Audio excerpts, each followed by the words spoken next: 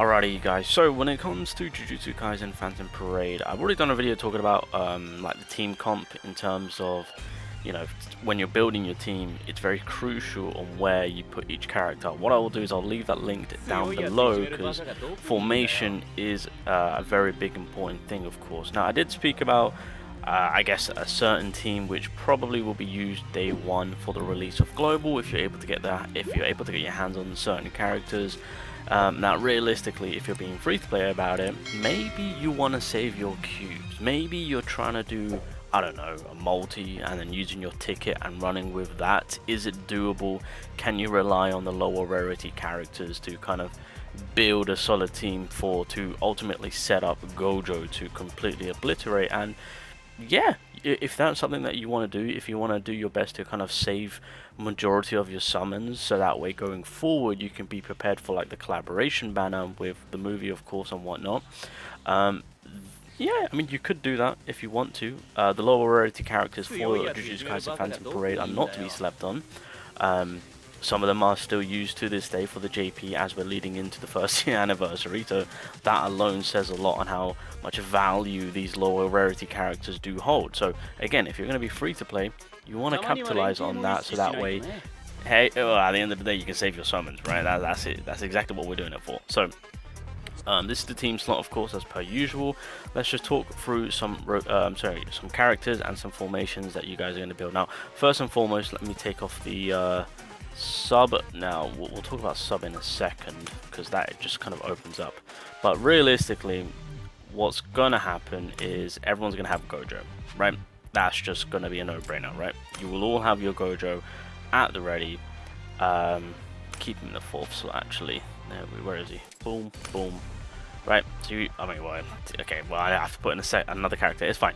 So everyone's gonna have their Gojo. So in terms of minimizing and not doing crazy amount of summons, what are we looking at, right? Let's say you want to do a multi or two, save the remaining multis for whatnot.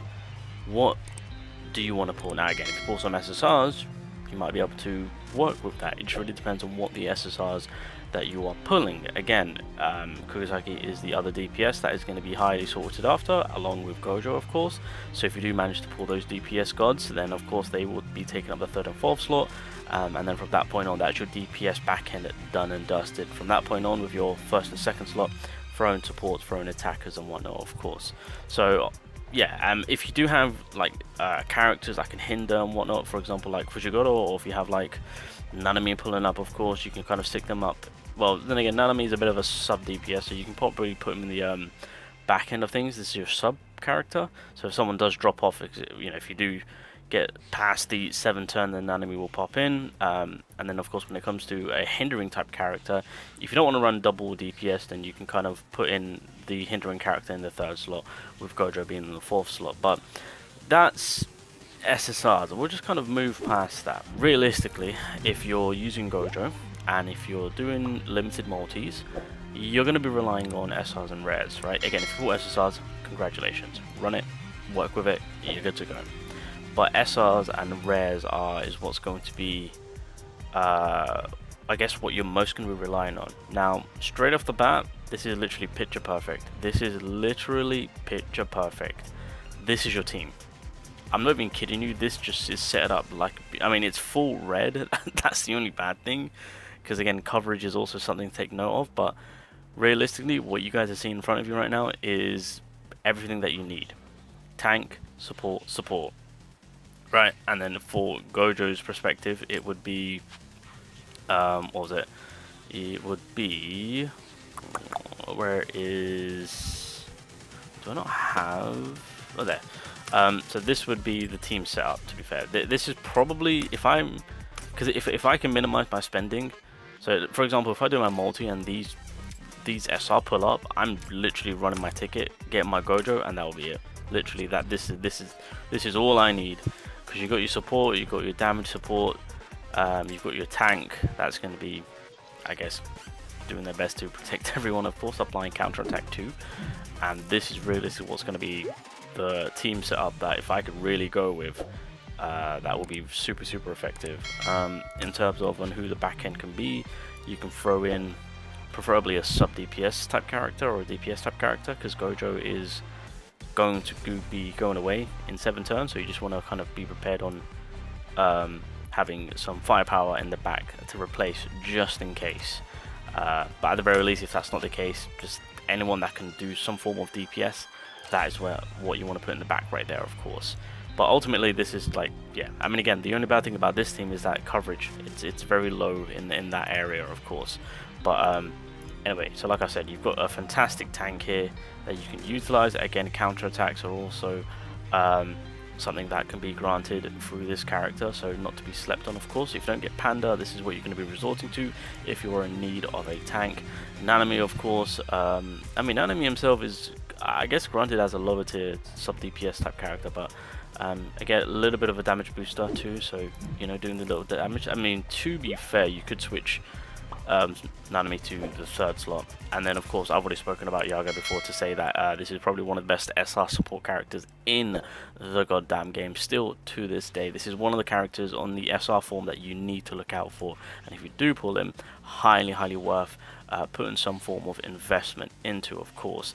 You got your typical healer. I believe for global this will be our only healer, so I mean, if it's something that you are desiring, then you can calmly quite put in the healer if you choose to, but yeah, that's also a bit of an option if that's what you need, of course. I mean, again, Gojo can tank, so realistically you're taking your healers for your supports and tanks. I guess that's pretty much how that's going to be looking at. Now, in terms of hindering characters, you could probably set it up in a way to where I would actually say throw the tank out, run your supports, which in this case was Nanami, so it'll be Nanami, Yaga, you're going to be pulled up one front, there we go, and then the hindering character will be in between the support and the DPS. So in terms of getting some AoE stuns going on, you can resort to placing Momo right there. To be fair, a character which you could also look into is, again, it's the red typing, but this Inumaki, I believe he's got a high chance to stun. Yeah, 95% chance to stun, although obviously you are going to lose health, which is unfortunate. He also has decreased all allies damage received by 25% and also fills the ultimate skill gauge up. So this is a rare Inumaki, which is actually fairly solid to say as a support character. So again, so lower tier characters that you could utilize and use quite comfortably to progress through the game by having a low amount of summons, of course. So that's something that we can look into. If you are again in need of a lower rare tank, because as I've just mentioned, when it comes to tanks right now, I've only spoke about 2, but there is a rare tank. Do I have the rare? Is it you? No. Hold on, let me quadruple check. If I go back, where are they? Oh, Panda, yes. So there is a rare Panda that who would have thought Panda's just getting all the tank positions, but yeah, you do have this rare Panda if you want to use up front for as a tank, then you can utilize that. Do I have this Panda? Oh, I do. Nice. So in this case, Panda would be up front if you need a unit just to kind of tank, basically. And then yeah, at this point you can still, if you want to stick with 2 supports, you can. If you want to run a hindering type character in the middle, then you can do so, or yeah, or double up on the DPS, of course. That's also an option. Where is he? Good debuffer, fairly okay-ish debuffer that you can make good use of if you want to, of course. Has slight little damage too, so with that, again, you could probably place that in the 3rd or 2nd slot, I would say. In terms of I don't even know who. I'm not even gonna bother pronouncing that. But yeah, decent debuffer on that end. But anyway, guys, I think that's where I'm gonna leave it. So just a little bit of a tips and tricks in terms of team building. If you're gonna be free to play like moi, I'm honestly considering doing limited amount of spending in terms of using my day 1 cubes. So I might even reroll, do 1 multi if I can pull. Low key, if I pull Yaga as a support, I'm running that account, because if you've got the support and if you've got the DPS, whatever is in between, you just fill it in. It's as easy as that. That's what I'm going to be doing, because if I'm going to be free to play, I want to maximize my amount of cubes for the future banners, which are going to be coming very, very soon from the global release, like within a 3-month span period, of course. So that's something that I'm actually potentially going to be looking into, hence why I'm making this video right now in terms of team building and characters to look out for. But yeah, I think that's where I'm going to leave it. I wish you all the best of luck in terms of your future pools, boys.